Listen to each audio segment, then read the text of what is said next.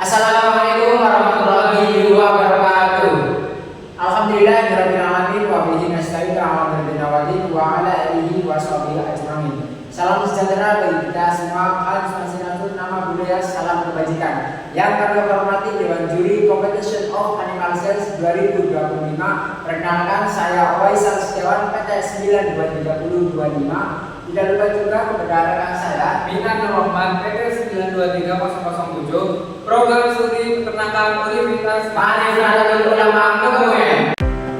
Baik, di sini kami akan memaparkan karya ilmiah kami dengan judul Teat Dipping Extract Daun Kasang atau Montinya Calabria sebagai penerapan goat dari farming praktis dari sisi diet pemerahan. Perlu kita ketahui, susu segar di negara kita saat ini kurang berperan penting dalam industri pengolahan karena memang kualitasnya itu kurang baik dan kualitasnya juga kurang baik.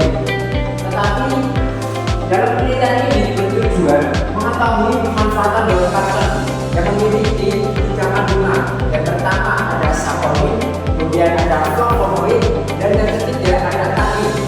Nah, sebagai bahan didik dalam rangka menerapkan goat dairy farming praktis dari segi diet pemerahan menggunakan metode iteratif feed. Mari kita awali di dalam keseluruhan penting ke dalam antiseptik belum banyak dilakukan di peternak rakyat. Padahal dari menu ini kita lakukan mikroorganisme bakteri dan susu dapat dikurangi sudah ditangani. Hal ini menjadi salah satu faktor atau pemicu rendahnya kualitas dan kuantitas susu. Dengan metode seperti ini, kita juga bisa memanfaatkan daun kasang yang tentunya bisa untuk mencegah masitis pada ternak perah dan berbahan alami.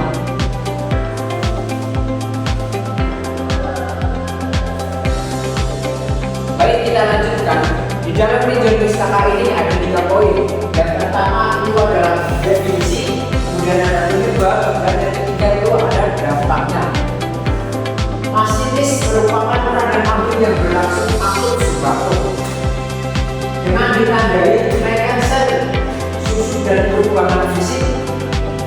Susu penyebab utama adalah bakteri Staphylococcus aureus dan Staphylococcus dan Staphylococcus vulgaris. Nah, di sini ada contohnya.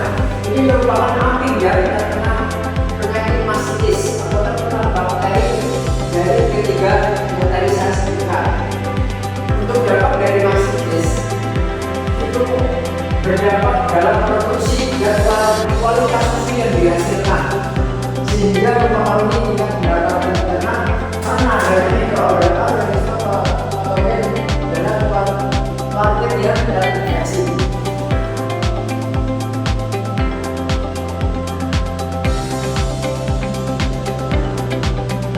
Baik, kita lanjut ke tujuan pustaka.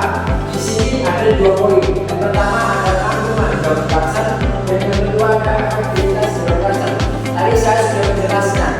Di dalam kandungan daun kasang itu ada 3. Yang pertama ada saponin, kemudian ada flavonoid, dan yang ketiga ada tannin. Nah, masing-masing itu memiliki kemampuan membunuh dan menghambat pertumbuhan bakteri dengan sasaran utama pada bagian hijau. Dalam efektivitas kami menunjukkan bahwa dengan daun kasang dengan konsentrasi 50% atau 500 gram daun dan 500 ml air memberikan daya hambat mendekati larutan medium dan setara dalam menghambat Escherichia coli pada kasus mastitis. bahwasanya di Indonesia telah terjadi permasalahan yang dimana ibu susu di Indonesia itu tidak higienis dan dikarenakan banyaknya bakteri yang menempel yaitu seperti penyakit hepatitis di sini.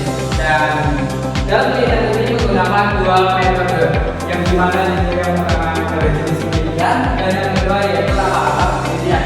Di sini jenis penelitiannya yaitu adalah dengan literatur review dan menggunakan data-data berbagai sumber pustaka. Lalu kita deskripsikan dan kita disesuaikan dengan fenomena yang ada atau fenomena ini.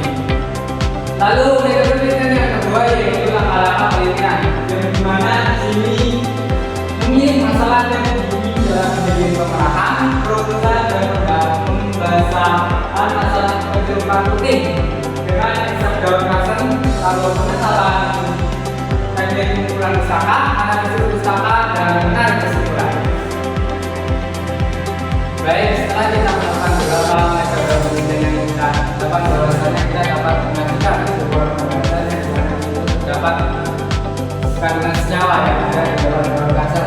Yang pertama itu senyawa sulfonet, yang kedua yaitu senyawa sulfonet, dan yang ketiga yaitu senyawa tanin. Nah, di berbagai senyawa tersebut memiliki mekanisme kerjanya masing-masing, yang dimana sulfonet itu mengganggu dengan perubahan bakteri sehingga zat antibakteri masuk dengan mudah ke dalam sel, mengganggu metabolisme dan menyebabkan kematian bakteri.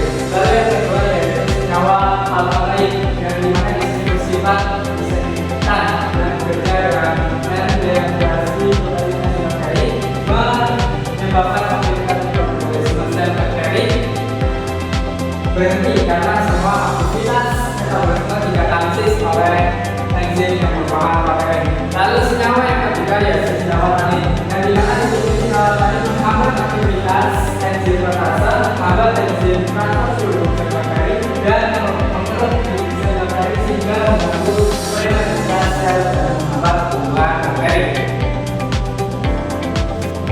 Lalu di pembahasan ini kita akan membahaskan efektivitas konsentrasi dengan 20%, di mana ini menggunakan teknologi dengan konsentrasi 20% itu mampu mempertahankan kejadian hepatitis sebesar 80%, sehingga kejadian hepatitis ini sangat efektif dibandingkan konsentrasi yang lainnya.